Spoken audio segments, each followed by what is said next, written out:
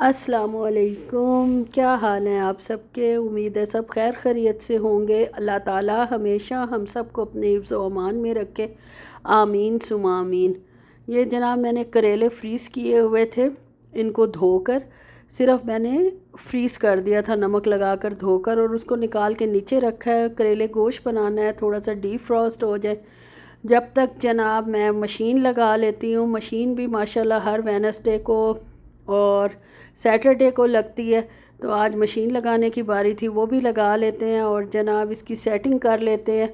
इसकी सेटिंग करना बहुत ज़रूरी है, अगर ना करो तो फिर बीच में ही ये रुक जाती है।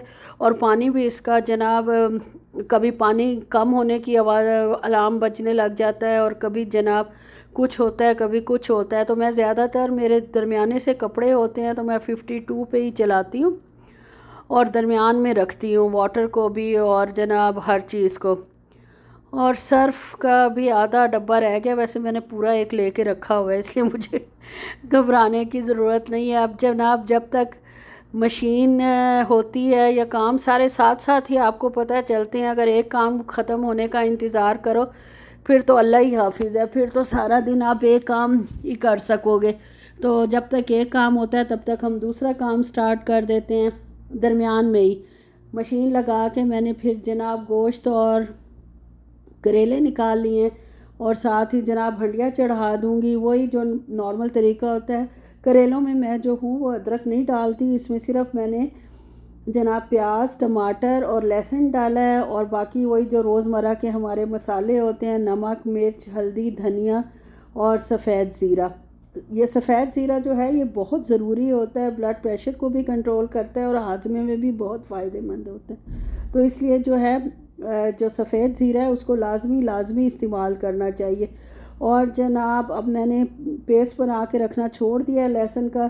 10 सेकंड पे 2 दफ़ा करके माइक्रोवेव कर लेती हूँ, उससे बहुत आसानी से वो छिल जाता है और जनाब यूज़ हो जाता है, छिलके आराम से उतर जाए। लहसुन को छीलने का ही तो असल मसला होता है कि उसको छीलने में इतना टाइम वेस्ट हो जाता है, लेकिन जैसे ही हम उसको माइक्रोवेव से गुजारते हैं तो अल्हम्दुलिल्लाह वो एक ही झटके में छिल जाता है। और चस्का पड़ गया मुझे उसका, माइक्रोवेव का, कि उसमें जनाब डालो और फ़ौरन बेशक 4 पोर्स छीलने हो और या जितना भी छीलना हो फटाफट छीला जाता है। और आज क्योंकि करेले थे, सब्ज़ी तो कोई थी नहीं और करेलों को मैंने अभी फ्राई करना है, तो इसलिए इसमें मैंने 15 मिनट वाला कप जो नाप का है वो पानी का डाला है। 15 मिनट में गोश्त को गलाऊंगी, और जब तक गोश्त गलेगा उस वक्त तक आपकी बहन जो है वो क्या करेगी, वो करेले फ्राई कर लेगी। करेलों का ऑयल भी यार, ये जो है ना, फ्राइंग जब होती है तो ऑयल का भी हशर नशर निकल जाता है, कुछ ना कुछ भोर रह ही जाता है जितनी भी एहतियात करो। तो ये देख लें मेरे ऑयल का क्या हशर हुआ हुआ है। खैर मछली फ्राई की थी, इसका ये हशर होना ही था और मेंटली मुझे प्रिपेयर भी होना चाहिए था। खैर जनाब ये जो मेरे हैं टिशू, जो सिर्फ ऑयल फ़िल्टर्स हैं, टिशू तो नहीं, कैसे है तो टिशू टाइप ही, थिक हैं उनसे, ऑयल फ़िल्टर्स हैं। इससे जनाब मैंने ऑयल को अच्छी तरह छान लिया। शाबाश है इनको कि एक ज़रा एक्स्ट्रा नहीं आने देते, आपके हाथ से टिशू स्लिप हो जाए और वो दोबारा अंदर चले जाए तो ये आपका कसूर है, टिशू का नहीं। साइज़ इनका ज़रा इन्होंने छोटा ही बनाया हुआ है, मुश्किल से छोटे से जग को चारों तरफ से पकड़ना पड़ता है और फिर जाके कहीं जनाब ऑयल निकलता है, अच्छा खासा टाइम लग जाता है, लेकिन क्या किया जाए। अब जनाब तेल गरम करके और फ्रेश तेल भी उसमें डाला है, और उसके बाद जनाब करेले फ्राई हो रहे हैं। जब तक करेले फ्राई होते हैं तब तक जनाब लंच बॉक्स और टी बॉक्स तैयार कर लेती हूँ, जिसमें आज मैंने कबाब का सैंडविच इनको बना के दिया, हर रोज़ क्रीम और चीज़ से अवॉइड किया आज मैंने। और साथ ये दूसरी टाइप के बिस्किट थे जो मैंने शुगर फ्री लिए थे, उसी कंपनी के ही हैं, अगर किसी को मतलब पूछना हो तो वही कंपनी है जिसके पिछले थे, लेकिन ये ज़रा टूटे भजे निकले हैं, बीच में से टूटे हुए निकले हैं, लेकिन बहरहाल 2 हिस्सों में है, 4 में नहीं या 8 में नहीं, तो आसानी से मतलब पता चल जाता है कौन किसका साथी है और कहाँ से टूटा हुआ है। इसके अलावा आजकल मैं थोड़े से ड्राई फ्रूट भी इनको दे रही हूँ, तबीयत इनकी इतनी अच्छी नहीं है, ताकि इम्यूनिटी इनमें पैदा हो और जल्दी रिकवर इंशाल्लाह कर जाएं। अब तो खैर अल्हम्दुलिल्लाह काफ़ी फ़र्क है। और जनाब बस और तो कोई नई चीज़ नहीं है, यही कुछ है जो मैंने आपको दिखा दिया। और ये जनाब टी बॉक्स पैक हो गया। अब जनाब मुझे वाटिका का मैं लाई थी मेहंदी, और इसको अब मैंने यूज़ करना है। एक मेरे पास पहले भी पड़ी हुई थी जिसको मैं भूली हुई थी, और इस भूलपन की वजह से वो भी मुझसे नाराज़ हो गई, इसलिए अच्छा कलर भी नहीं बालों पे आया। लेकिन खैर आ भी गया था, इतना बुरा भी नहीं आया। शुरू में मैं घबरा गई कि इतनी मेहनत की है और अच्छा कलर नहीं आया, लेकिन अल्हम्दुलिल्लाह बहुत अच्छा कलर है। ये नेचुरल ब्राउन कलर की मैंने ली हुई है। इसको अब लेके जाते हैं जनाब किचन में और बनाते हैं इसका पैक, है मतलब हिना पैक बनाते हैं, जिसके बहुत अच्छा असर होगा। इस मेहंदी का भी कलर जो है डबल ट्रिपल आपके बालों पर आएगा, और बहुत ही अच्छा रिज़ल्ट माशाल्लाह मुझे मिला है। और अब इसको मैं आपको बनाने का तरीका बताती हूँ, जिस तरह मैंने ये पैक बनाया था मुख्तलिफ़ जगहों से देख दाख के, और बहरहाल तजर्बा कामयाब रहा माशाल्लाह।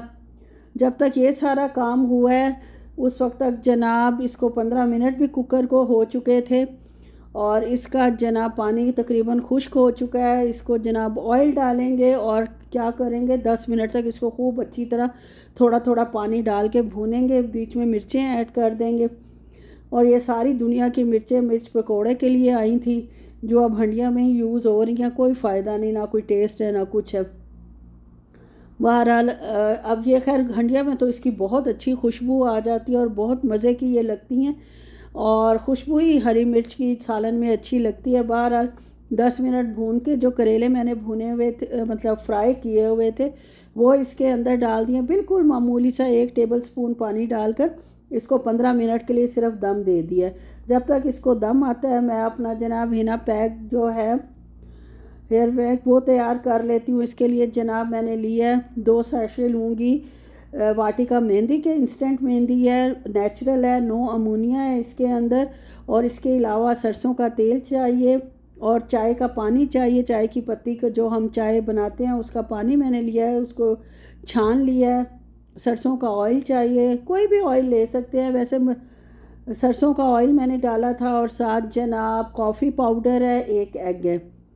अब देख लें जनाब ये कैसे बनता है, और काफ़ी अच्छा रिज़ल्ट इसका आता है, इसमें कोई शक वाली बात नहीं। पैकिंग ही देखें इन्होंने कितनी आला की हुई है, डबल डबल पैक किया हुआ है, ताकि शायद हवा लगने से ऑक्सीडेशन हो जाती है तो वो जनाब इसलिए कि इसका कलर ख़राब ना हो। मेहंदी का फ़ायदा तो बहुत है, नेचुरल है, अच्छी है, नो अमोनिया है, और आधे घंटे में कलर आता है, जो कि मेरी समझ से बालातर है। किस लिए बालातर है कि नेचुरल मेहंदी तो इतनी जल्दी कलर देती नहीं, लाजमी इसमें कुछ केमिकल्स ऐड किए होंगे जिसकी वजह से ये कलर जो है आधे घंटे में दे देती है। लेकिन बहरहाल इतनी ज़्यादा नेचुरल चीज़ें डालने से थोड़ी सी अननेचुरल ने क्या नुकसान किया होगा। तो इसको जनाब अच्छे से मिक्स कर लेते हैं दोनों पैकेट्स को, और 1 टेबल स्पून भर के जो है वो मैं इसमें डालूँगी कॉफ़ी पाउडर। इंस्टेंट कॉफ़ी है, कोई भी ले सकते हैं, मैं तो जो ऑफ़र में लगी होती है वो ले लेती हूँ। अच्छी खासी एक्सपेंसिव आती है कॉफ़ी भी, लेकिन ये है कि जो क्लासिक से ज़्यादा जो होती है ये वाली कॉफ़ी ज़्यादा बेहतर रहती है, मज़े की होती है ज़्यादा। और गोल्ड जो होती है, कोई भी कॉफ़ी जो गोल्ड हो किसी भी कंपनी की, वो ज़्यादा अच्छा टेस्ट देती है। जैसे ही मैंने कॉफ़ी डाली है, साथ ही 1 एग जो है वो तोड़कर इसके अंदर डाल दिया, और इसको अच्छे से अब हम मिक्स कर लेंगे। मिक्स करने से ये फ़ायदा होगा कि एग्स की आपको पता है योक और वाइट अलग-अलग होती है, उसके अलग-अलग ज़रे ज़रा अच्छे नहीं लगते। खूब इसको अच्छी तरह जान लगा कर मिक्स करें, जितना अच्छा मिक्स होगा उतने लम्प्स नहीं बनेंगे, और वो स्मूथ आपकी कॉफ़ी तैयार होगी। अब इसमें जनाब डाल देते हैं 1 से 2 टेबल स्पून के करीब सरसों का तेल। इसमें आप ऑलिव ऑयल भी डाल सकते हैं, नारियल का तेल भी डाल सकते हैं। खैर ये फ़र्स्ट टाइम मैंने बनाई थी, एक दफ़ा पहले बनाई थी जो मैंने अपने ऊपर तजर्बा किया था माशाल्लाह। उस वक्त तो कलर अच्छा आया था, मीडियम आया था, लेकिन फ़ौरन नहीं आता। 2-3 दफ़ा जब हम ये अप्लाई करते हैं तो तब सही शेड हमारे बालों पे आता है। अब ये कहें कि एक दफ़ा लगाया है और बिल्कुल 100% रिज़ल्ट आ जाए, तो उसके लिए आप नेचुरल चीज़ों पे उतना डिपेंड नहीं कर सकते। केमिकल वाली चीज़ें आपको फ़ौरन रिज़ल्ट देती हैं, लेकिन जो नेचुरल चीज़ें होती हैं उनको टाइम लगता है। अब इसको जनाब हमने अपनी सही कंसिस्टेंसी पे लाना है, किस चीज़ के साथ जो चाय वाला पानी है, कहवा है चाय वाला पत्ती का, उससे हम इसको थोड़ा थोड़ा डाल के अच्छे से मिक्स करते जाएंगे। और जब ये इतनी अच्छी कैपेसिटी में आ जाएगा, कंसिस्टेंसी इसकी सही हो जाएगी और शाइन भी देखें कितनी आ गई, तो इसको हम छोड़ देंगे सिर्फ 10 से 15 मिनट के लिए। 10 से 15 मिनट छोड़ना इसलिए ज़रूरी है कि जो इंग्रेडिएंट्स हमने डाले हैं वो अच्छे से मिक्स हो जाएं। ओके जी, अल्लाह हाफिज़।